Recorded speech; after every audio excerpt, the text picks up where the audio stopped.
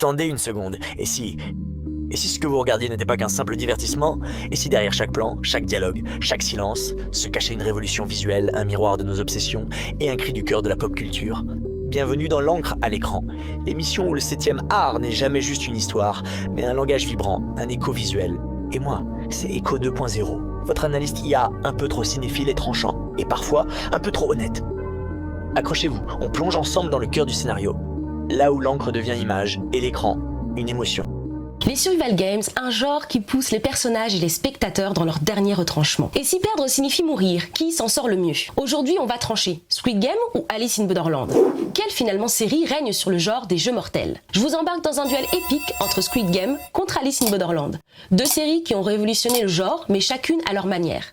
On va comparer les deux plus gros mastodontes des survival games. On va plonger dans le scénario, les protagonistes, la direction artistique et même analyser la stratégie marketing qui a permis à ces deux œuvres finalement de devenir des phénomènes mondiaux. Bref, vous allez tout savoir pour trancher. Encore un débat sanglant. Il y aura des morts, du désespoir et sûrement un plan symbolique sur un œil en gros plan. Alors attachez vos ceintures, enfilez vos combinaisons de survie, c'est parti.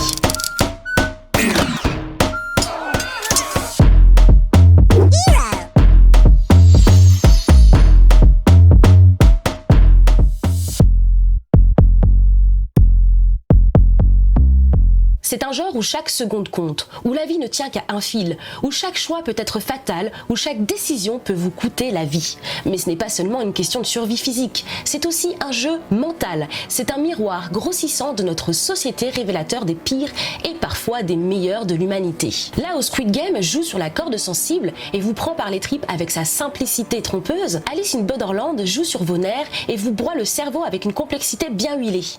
À vous de choisir votre poison finalement.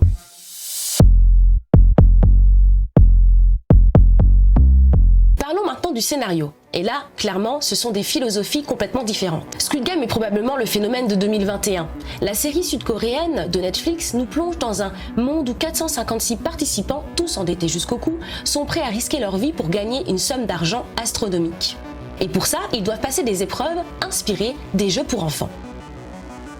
Ce qui rend Squid Game unique, c'est sa critique sociale qui réside dans la façon dont il repose sur les jeux aux luttes quotidiennes de ses personnages. Chaque jeu est une métaphore des difficultés auxquelles les personnages sont confrontés dans la vie réelle. Et l'histoire utilise ces jeux pour illustrer des problématiques sociales bien réelles. Le créateur de la série a dénoncé les inégalités, le désespoir et le manque de solidarité de la société, de consommation qui pousse finalement les personnages à risquer leur vie. En un sens, Squid Game dépeint un univers où la survie n'est pas seulement physique, mais aussi très morale. Passons maintenant à Alice in Borderland. Une série japonaise également produite par Netflix. Ici, le scénario est très différent. Haritsu, un jeune homme marginalisé, se retrouve mystérieusement transporté dans un Tokyo déserté où il est forcé de participer à des jeux mortels pour survivre. Contrairement à Squid Game, où l'on comprend rapidement que des humains contrôlent tout, dans Alice in Borderland, il y a un mystère autour de la nature et de cet univers. Qui est derrière ces jeux? Pourquoi Tokyo est-elle déserte? Le scénario utilise l'expertise de jeux vidéo du protagoniste pour montrer l'aspect stratégique de la survie, pour trouver des solutions. Là où Squid Game est très centré sur la critique sociale, Alice in Borderland joue beaucoup plus sur l'aspect psychologique. Les personnages sont souvent mis face à eux-mêmes, poussés à leurs limites pour survivre. Les jeux sont basés sur des cartes et chaque jeu a un niveau de difficulté qui va de l'endurance physique à des casse-têtes mentaux. Dans le fond, Alice in Borderland pose des questions sur la signification de la vie et du sacrifice, dans un cadre où les règles de la société normale sont complètement abolies. Ici, le scénario utilise le jeu de survie pour explorer la fragilité de notre humanité et pour confronter les personnages à des choix existentiels. Dans Squid Game, le scénario est efficace, accessible, mais relativement linéaire. Les enjeux sont posés dès le départ et on suit le personnage principal au cœur d'un jeu sadique où l'appât du gain pousse les joueurs au pire. En face, avec Alice in Borderland, c'est un tout autre délire. Ici, on est dans une véritable boucle temporelle avec des couches narratives qui se superposent. Chaque jeu est une métaphore, chaque personnage est un point sur un échiquier. En clair, Squid Game parle au plus grand nombre avec un scénario émotionnel, tandis qu'Alice in Borderland joue pour les amateurs de puzzles narratifs et de twists démentiels. Deux styles, deux publics, mais finalement un même frisson. Dites-nous en commentaire, vous êtes team scénario linéaire et impactant, ou team scénario labyrinthique et cérébral, comme Alice in Borderland.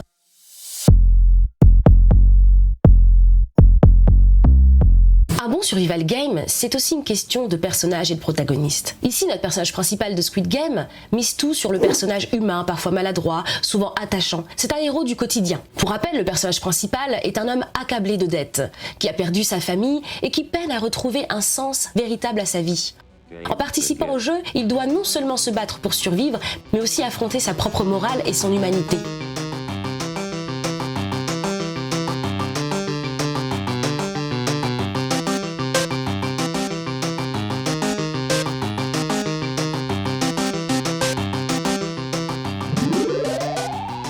Le personnage principal de Alice in Borderland, c'est un jeune génie discret, plus cérébral et plus tourmenté.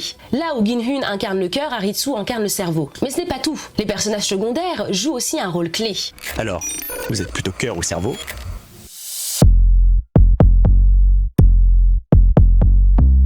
Dans les saisons 2 des deux séries, les jeux sont-ils devenus plus brutaux, plus tactiques? On va voir qui s'en sort le mieux en comparant les défis les plus marquants. Dans Squid Game saison 2, qu'attendent finalement des nouveaux jeux? Cette saison nous a montré des épreuves encore plus tordues. Mais ont-ils finalement réussi à surpasser le jeu du pont de verre de la saison 1?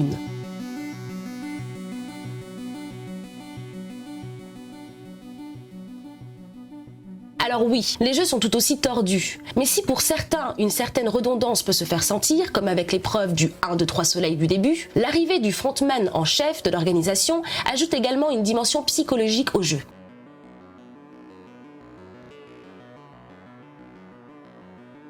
Pour Alice in Borderland, dans les épreuves de la saison 2, nous avons les cartes royales. Le roi de trèfle, finalement, avec le jeu de tag géant, est un mix parfait entre l'intelligence, la tension et l'action. Le roi de cœur, quant à lui, est un jeu de manipulation, l'un des jeux les plus psychologiques et tordus du jamais vu. L'épreuve finale de Mira, une fin cérébrale et troublante qui oppose les gros duels physiques de Squid Game. Alors le verdict, est-ce que Alice in Borderland finalement met la barre plus haute en saison 2 avec des épreuves vraiment stratégiques, ou est-ce que finalement c'est Squid Game?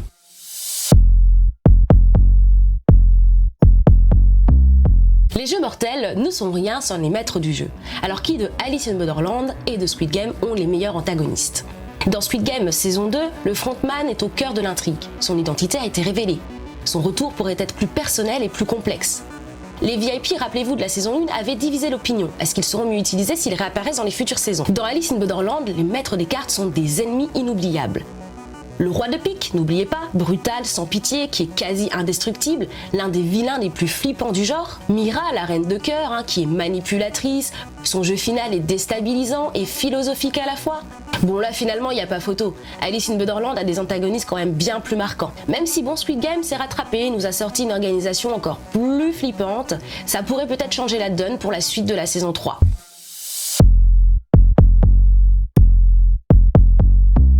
Les jeux sont terrifiants, mais c'est surtout ce qu'ils révèlent sur les personnages qui nous tiennent en haleine. Le personnage principal de Squid Game est un héros tragique qu'il a gagné, mais finalement a perdu son âme. La fin de la saison 1 tisse très bien sa vengeance. L'arc finalement en saison 2 est encore plus sombre. Peut-il détruire le Squid Game de l'intérieur? Dans Alice in Borderland, nous avons Haritsu, qui est un héros qui a tout perdu. Dans la saison 2, c'est vraiment une descente aux enfers. Son duo avec Usagi, donc le personnage secondaire, est plus émotionnel que jamais. Sa fin ouverte sur l'amnésie et le monde réel, ou bien une simulation, apporte une vraie réflexion. Haritsu vit une évolution plus profonde, pourrait encore nous surprendre. Mais la saison 2 de Squid Game nous a montré finalement une conclusion très impactante pour la suite de la saison 3.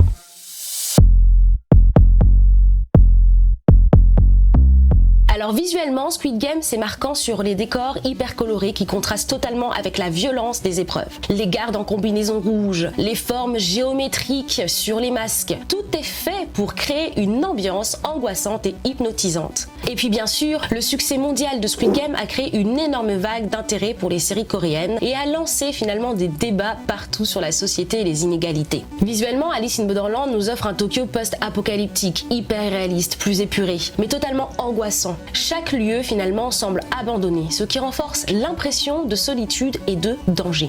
Donc d'un côté, c'est une satire sociale coréenne stylisée, sans Wes Anderson.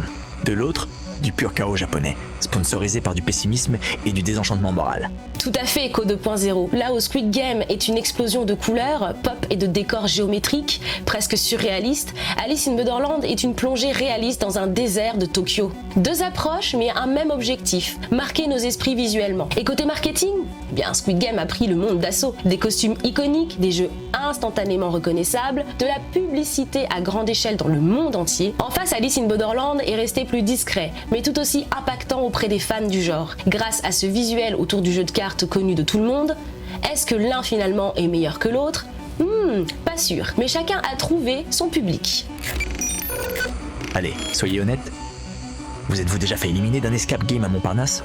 Vous pensiez que vous passiez le test de la marelle sanglante?